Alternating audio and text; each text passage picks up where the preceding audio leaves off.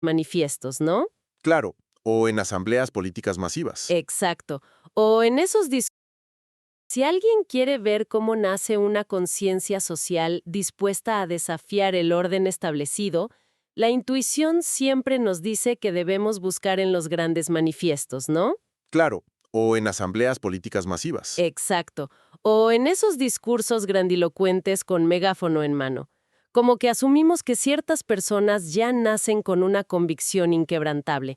O sea, como si la genética ya trajera incorporado un manual de justicia social desde el día uno. Y la verdad, esa es una visión sorprendentemente binaria y bastante inexacta de cómo funciona la historia, te diría. Totalmente. Las grandes movilizaciones sociales rara vez comienzan con una ideología compleja y bien estructurada. Empiezan con algo mucho más pequeño. Comienzan con una disonancia cognitiva en la infancia. Mm, Cuando la realidad choca, digamos. Exactamente. Comienzan cuando lo que te han enseñado sobre el mundo choca violentamente con lo que tus propios ojos están viendo en el patio de la escuela, por ejemplo. Y esa es precisamente la premisa de nuestra inmersión profunda de hoy. Queremos entender la anatomía exacta de ese despertar. O sea, ¿cómo es que una persona común, que crece completamente aislada de los grandes debates ideológicos, desarrolla esta alfabetización política? Una alfabetización que luego lo lleva a cuestionar su entorno, pero ya de forma estructural. Sí, sí. Y para hacer esto, hoy vamos a examinar un documento muy interesante. Tengo aquí unas notas biográficas sobre un hombre llamado Miguel Ángel Catalán Febrero. Él nació el 31 de enero de 1944, en el extremo sur de Chile. Un punto fundamental antes de avanzar, y creo que es clave para quienes nos escuchan, es el marco ético y el tono de este documento que estamos analizando. Ajá, el prólogo es muy claro al respecto. Muy claro. Establece de inmediato que el texto no es un panfleto político. No busca erigir un monumento heroico a nadie, ni tampoco despertar rencores en una época histórica que fue sumamente polarizada en Chile. Claro, es una crónica mucho más íntima. Exacto. Es, de manera muy rigurosa, la historia de un hombre de buen corazón. Alguien oriundo de un pueblo pequeño llamado Río Negro, en la provincia de Osorno, que simplemente terminó siendo absorbido por un sistema implacable. Su vida funciona aquí como un caso de estudio casi perfecto. Totalmente. Nos muestra cómo las comunidades desarrollan paso a paso esa lectura crítica de la sociedad. Y creo que es un trayecto universal para nuestra audiencia hoy, porque cada individuo proviene de un ecosistema inicial, una infancia con reglas particulares y tácitas que formaron nuestra brújula moral. Definitivamente, todos tenemos ese origen. Bien, vamos a desglosar esto, empezando por entender las paredes de ese pequeño terrario donde creció Miguel Ángel. Para comprender el modelo mental inicial de él, tenemos que situarnos obligatoriamente en el Río Negro de los años 40 y 50. Un mundo completamente distinto al de hoy. Sí, imagínate.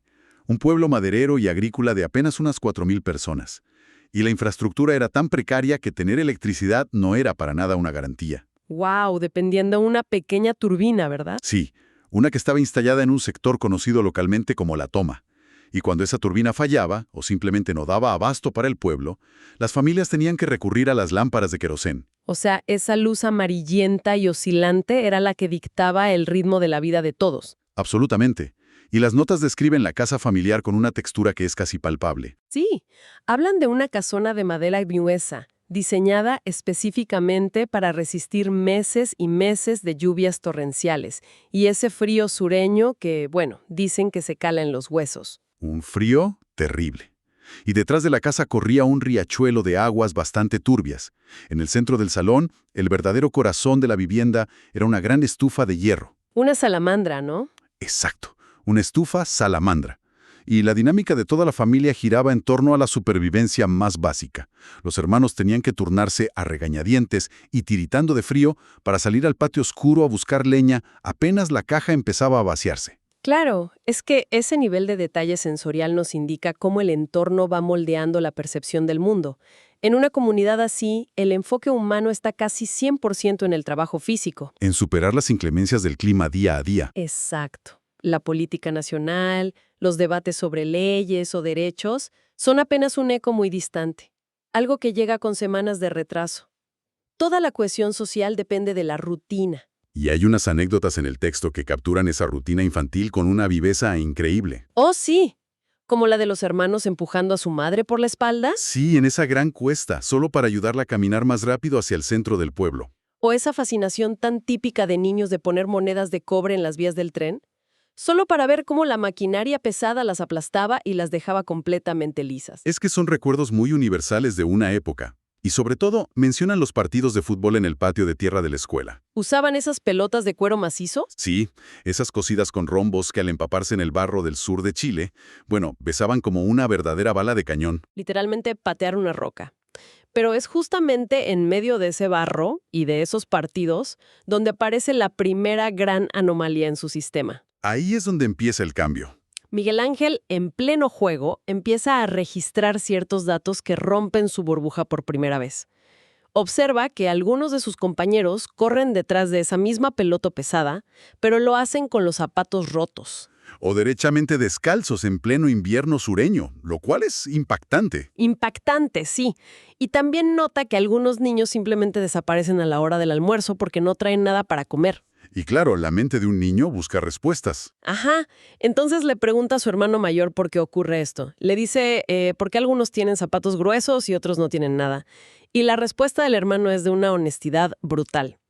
Le dice algo así como, no lo sé, Miguel, pero algún día tendremos que entender por qué pasa eso. ¡Wow! ¡Qué frase! Ese no lo sé es básicamente el motor de absolutamente todo lo que viene después en su vida. Es fascinante, porque en las comunidades pequeñas y aisladas, la desigualdad tiende a normalizarse, digamos. Se vuelve casi como si fuera un fenómeno meteorológico más. Como la lluvia. Exactamente. Se asume que la pobreza es como la lluvia. A algunos les cae más que a otros y simplemente hay que soportarla. Y el texto nos ofrece una escena fantástica para ilustrar esta dinámica con el tema de los cumpleaños. Ah, los cumpleaños en la casa de Miguel Ángel. Sí, el padrastro de Miguel criaba animales, lo que garantizaba que en la casa hubiera un suministro constante de leche fresca. Entonces, durante las fiestas de cumpleaños, se les daba un vaso grande de leche a todos los niños del pueblo que asistían. Que para muchos no era solo una bebida, ¿no? No, claro que no. Para la mayoría de esos niños, esa leche no era un simple refrigerio, era un verdadero lujo nutricional que a lo mejor no veían en semanas. Y la madre de Miguel administraba todo este caos infantil con una paciencia estoica. Mientras tanto, en otra habitación, un grupo de niñas se maravillaba escuchando música en la vieja radio familiar de madera. Me encanta esa imagen. ¿Sabes? Esa vieja radio de madera ilustra a la perfección el mecanismo de lo que estaba ocurriendo en la cabeza de Miguel. ¿En qué sentido lo ves? Bueno, para escuchar algo en esos aparatos antiguos, tenías que mover el dial milímetro a milímetro. La mayor parte del tiempo solo obtenías estática, puro ruido blanco. Ah, claro, tenías que tener mucha precisión. Sí, pero si tenías paciencia y ajustabas la frecuencia con cuidado, de repente, la voz de un locutor a cientos de kilómetros de distancia se volvía nítida. De la misma forma, yo siento que Miguel estaba ajustando su propia frecuencia cognitiva en ese momento. Estaba sintonizando la realidad. Exacto. Estaba dejando de escuchar el ruido blanco de la normalidad rural y empezaba a captar la señal muy clara de que había un problema sistémico a su alrededor. Y vaya que esa señal se amplifica.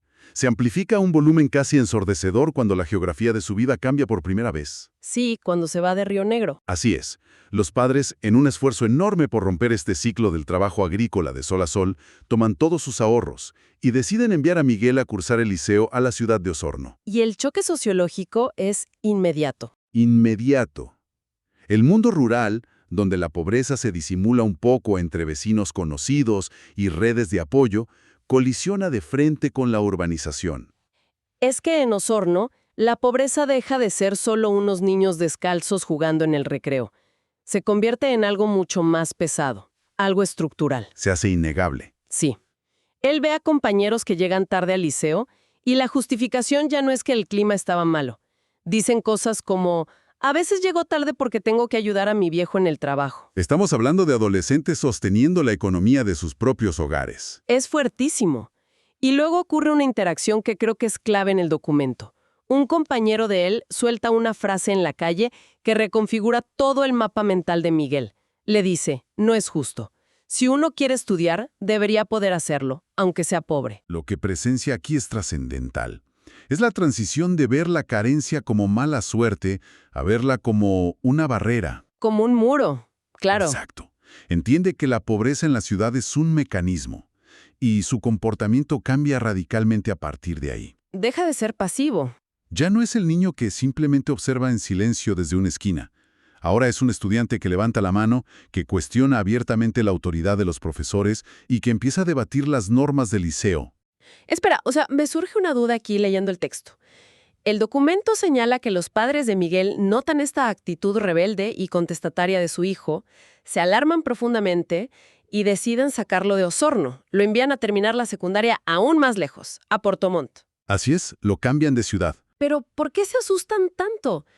Si ellos mismos repartían vasos de leche a los niños hambrientos en Río Negro, claramente tenían una brújula moral orientada hacia la compasión. ¿Por qué reprenden a su propio hijo por preocuparse por exactamente lo mismo? Esa es una gran observación. Y radica en la distinción fundamental que hay entre la caridad individual y el cuestionamiento sistémico. A ver, explícame eso. Para los padres de Miguel, dar un vaso de leche era un acto de bondad, sí, pero dentro de un sistema que ellos aceptaban como inamovible, como algo natural. Ser bueno para ellos significaba ayudar al prójimo, pero sin hacer ruido. Sin agitar las aguas. Exactamente. Pero lo que Miguel estaba haciendo en Osorno era empezar a preguntar en voz alta por qué ese sistema generaba niños hambrientos en primer lugar, y cuestionar las estructuras en esa época era peligroso. Claro, el contexto histórico. Los padres no lo castigan por falta de empatía, en absoluto. Lo hacen por miedo.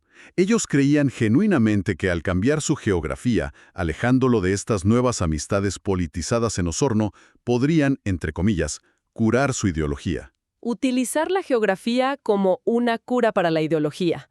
Eso es fascinante. Y resulta ser un cálculo completamente erróneo. Le echaron gasolina al fuego, básicamente. Totalmente. Mover a un adolescente que está en pleno despertar intelectual a una ciudad desconocida no va a apagar el incendio. Al contrario, las condiciones en Puerto Montt operan como una cámara de incubación perfecta. Cuéntame más de lo que dicen las notas sobre Puerto Montt. El texto relata detalles muy íntimos, como que la cama de su nueva pensión era súper rígida, ya no tenía las gruesas mantas de lana que hilaba su madre, y el clima era implacable. Un aire siempre cargado de salitre y temporales de lluvia que golpeaban los techos de zinc durante días enteros sin parar. Un escenario muy melancólico, ¿no? Sí. Y ante ese encierro físico casi obligado, Miguel busca el único escape posible que tiene a mano: los libros. Y empieza a devorar textos, ¿verdad? Sí. Historia universal, ciencias, anatomía, desarrollo urbano. Y aquí es donde su teoría se encuentra finalmente con la observación empírica. Ah, cuando caminaba por la ciudad. Exacto. Cuando la lluvia le daba una tregua, él caminaba hasta los miradores de Puerto Montt y desde esa altura la topografía social de la ciudad era simplemente innegable. ¿Se veía todo el panorama? Dadas. Y abajo, aferrándose al terreno inestable justo frente al mar, estaban las viviendas precarias. Es un contraste brutal. Y los libros que leía no le enseñaron que la pobreza existía. Más bien funcionaron como un filtro fotográfico que de repente le revela un espectro de colores que en realidad siempre estuvo ahí. Le dieron el marco teórico, digamos. Sí, le dieron el vocabulario para entender que la división de esas casas no era un simple accidente geográfico, era diseño urbano, era segregación de clases pura y dura. Y toda esta ebullición intelectual culmina en una de las escenas que me parece de las más emotivas de todo el documento. El almuerzo dominical. Sí, de regreso en la casa familiar de Río Negro. Miguel, en medio de la comida, se pone de pie y anuncia formalmente que irá a la universidad. Un salto gigante para la familia. Enorme. Aún no tiene muy clara la carrera, pero la decisión de ir ya es irrevocable para él. El padrastro, que normalmente era un hombre recio y súper reservado, asiente con un orgullo profundo. Y la madre rompe en llanto ahí mismo. Me imagino la emoción. Para ella esto representa la redención total. Es la prueba tangible de que todas esas manos partidas por el frío sureño valieron la pena. Abren una botella de vino y celebran en familia. Es como el clímax de todo este sacrificio rural. Pero la transición de ese triunfo íntimo familiar a las exigencias del mundo universitario, Bueno, es de una brutalidad absoluta. Y aquí es donde se pone realmente interesante la historia. Sí, porque el viaje hacia la ciudad de Concepción marca un verdadero punto de no retorno. Totalmente. La narración de la despedida en el tren tiene un peso enorme en el texto. Vemos esta maleta pesada de cuero, tan rígida que casi parece un baúl antiguo. Vemos a la madre utilizando ese lenguaje universal del amor protector, ¿no? Escondiéndole comida. Sí, escondiéndole huevos duros y pan casero entre las camisas recién planchadas, aterrorizada por la idea de que su hijo pase hambre en lo desconocido. Y la imagen de él mismo en ese momento, bajito, un poco corpulento gracias a la buena mano culinaria de su hogar, escuchando el rugido del tren mientras cruza el puente de fierro, como intentando grabar cada sonido en su memoria. Ya arriba del tren, la experiencia es agotadora para él. El ruido constante, el traqueteo fuerte de las vías, el maquinista de traje azul perforando su boleto de cartón grueso con un sacabocados. Y claro, con la ansiedad, Miguel no puede dormir. Imposible. Saca un libro para matar las horas del viaje. Y lo revelador aquí no es el simple hecho de que lea, sino exactamente lo que está leyendo. Es la biografía de Manuel Rodríguez. Claro. Y para quienes en nuestra audiencia quizá no estén tan familiarizados con la historia chilena, hay que dar un poco de contexto sobre él. Sí, cuéntanos. Manuel Rodríguez fue un guerrillero, espía y un prócer de la independencia de Chile que desafió abiertamente a la corona española operando desde la clandestinidad. O sea, leer sobre una figura histórica que encarna literalmente la rebeldía frente al poder hegemónico no es una elección casual de lectura para este viaje. En absoluto, no es coincidencia. Es la búsqueda inconsciente de una validación histórica para su propia evolución interna. Se estaba preparando. Exacto. Él está a punto de entrar a un mundo donde la autoridad tradicional será cuestionada, y su mente ya está buscando estos precedentes de desobediencia justificada. Y vaya que esa desobediencia se materializa apenas pisa la estación allá en Concepción. El contraste que vive es casi cómico por lo dramático que resulta. Pasa del silencio forestal del sur al ruido atronador de las bocinas, multitudes y empujones en la gran ciudad. Un caos total. Un amigo de sus padres, un profesional que ya estaba bien establecido en la ciudad, pasa a recogerlo en su auto. Y a las pocas cuadras, de inmediato, quedan atrapados en un embotellamiento masivo. ¿Y cuál era el motivo del tráfico? Una marcha multitudinaria. Eran estudiantes universitarios paralizando todo el centro, para exigir mayor presupuesto y equidad educativa. Y el documento captura la atención dentro de ese automóvil con una precisión increíble. El conductor, aferrado al volante, se queja amargamente del caos. Critica a los estudiantes por interrumpir el flujo productivo de la ciudad. Mientras tanto, Miguel, Miguel, sentado ahí en el asiento del copiloto, experimenta un choque interno tremendo. Por respeto a quien lo acoge, no discute con él. Pero su razonamiento lógico le dice que perder 20 minutos de tu día en el tráfico es un precio irrisorio a cambio de exigir que la educación deje de ser un privilegio de élite. y esa pequeña fricción en el auto escala rápidamente durante la cena en la casa de este amigo. Es el clásico hogar de profesionales jóvenes, muy ordenado, muy aspiracional, tienen la televisión encendida de fondo y justo aparece el presidente de la época, Eduardo Frei Montalva, pronunciando un discurso sobre desarrollo y educación. ¿Y qué pasa en la cena? Bueno, el dueño de casa, mientras se sirve la comida, lanza una crítica súper despectiva hacia las promesas estatales. Y remata todo con una frase lapidaria. Dice, mira, el que nace con menos simplemente tiene que remar el doble en la vida. ¡Wow! Si analizamos la mecánica detrás de este momento específico, lo que Miguel está sufriendo es una disonancia cognitiva severa. Totalmente.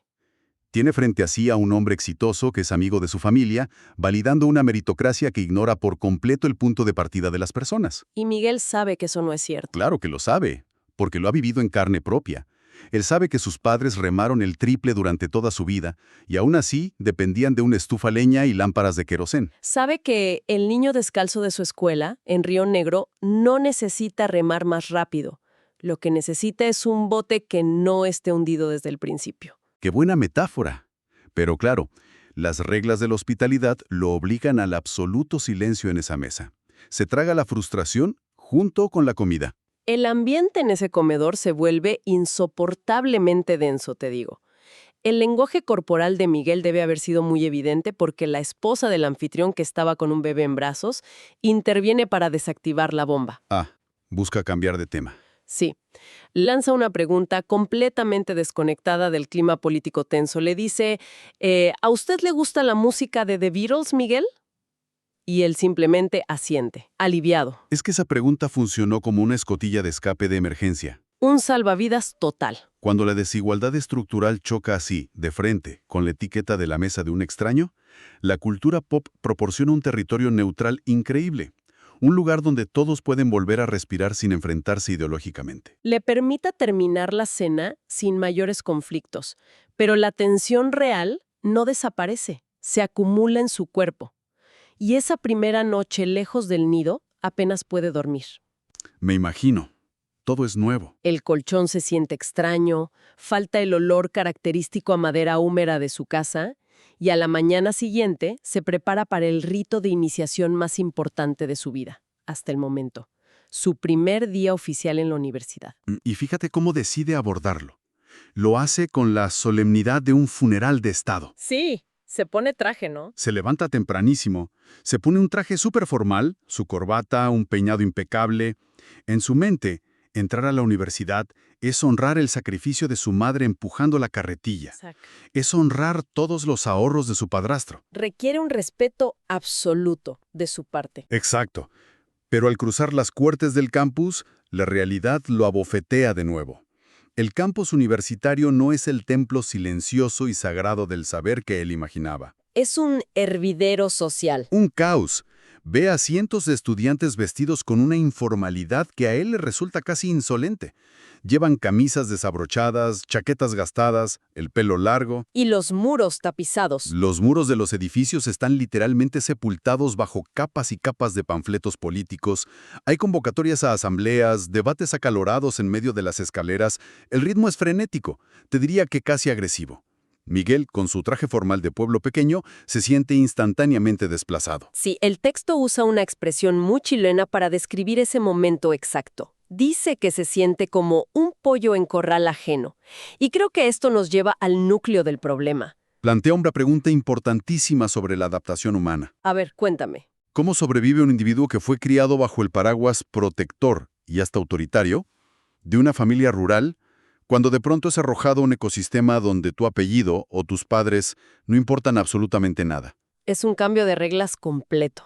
En la universidad de esa época, el respeto y la posición no se heredaban, se ganaban. Se ganaban afirmando tu propia identidad, argumentando tus posturas y decidiendo en qué bando de la historia te ibas a parar. Miguel descubre de golpe que las reglas de supervivencia de Río Negro caducaron en el mismo instante en que bajó del tren en Concepción. Y justo en ese cruce de miradas en el patio de la universidad es donde el documento hace una pausa. Nos deja viendo a este joven al borde de una transformación profunda. Es un punto de inflexión perfecto. Entonces, ¿qué significa todo este recorrido empírico que hemos hecho hoy? Si volvemos a la premisa con la que abrimos este análisis sobre cómo surge realmente un pensamiento crítico frente a la sociedad, bueno, creo que el caso de Miguel Ángel Catalán, Febrero, destruye por completo el mito del intelectual de escritorio. Lo hace pedazos. Nos demuestra que el marco teórico nunca llega primero. La conciencia social germina en la observación microscópica de la cotidianeidad. Germina al procesar por qué un niño tiritaba de frío sin zapatos a escasos metros de donde a ti te daban un vaso de leche tibia. Germina al escuchar a un amigo de la familia decir que los pobres deben esforzarse más, mientras tú recuerdas vívidamente las manos agrietadas de tus propios padres trabajadores. Las vivencias van primero. Siempre. La universidad, los discursos políticos, los libros de Manuel Rodríguez, todo ese aparato ideológico. Simplemente le otorgaron a Miguel el vocabulario técnico para poder articular una injusticia que su cuerpo ya había asimilado y registrado muchos años atrás. Le dieron los subtítulos a una película que llevaba viendo toda su vida, básicamente. Exactamente de esa forma. Y esto es una invitación directa para nuestra audiencia hoy. Al deconstruir esta historia, resulta inevitable mirar hacia atrás. Hacia nuestras propias vidas. Sí. ¿Cuáles fueron esos momentos de disonancia en sus propias infancias? ¿Qué escenas cotidianas, tal vez en la calle de su vecindario o en el comedor de su escuela, moldearon sin que ustedes se dieran cuenta los valores inquebrantables que defienden hoy en día como adultos. Es un ejercicio de memoria fascinante para cada persona que nos escucha. Y para cerrar nuestra exploración profunda de hoy, quiero dejarles un último pensamiento, basado en la advertencia inicial del texto que revisamos. Claro, sobre el destino de Miguel. Sabemos, por ese prólogo, que esta inmensa capacidad de observación crítica eventualmente llevó a Miguel Ángel a ser atrapado y aplastado por el sistema histórico de su país. Y eso nos obliga a preguntarnos algo un poco oscuro. ¿Es el desarrollo agudo de la empatía la cualidad humana más vulnerable en épocas de polarización extrema? Una pregunta difícil. Si la compasión te impide mirar hacia otro lado cuando el sistema estalla estrepitosamente, se convierte esa misma virtud en tu mayor riesgo de supervivencia. A veces, el lento goteo de la conciencia termina por desbordar el vaso en direcciones que nadie, absolutamente nadie, puede anticipar. Es algo para masticar esta semana. Hasta nuestro próximo análisis detallado.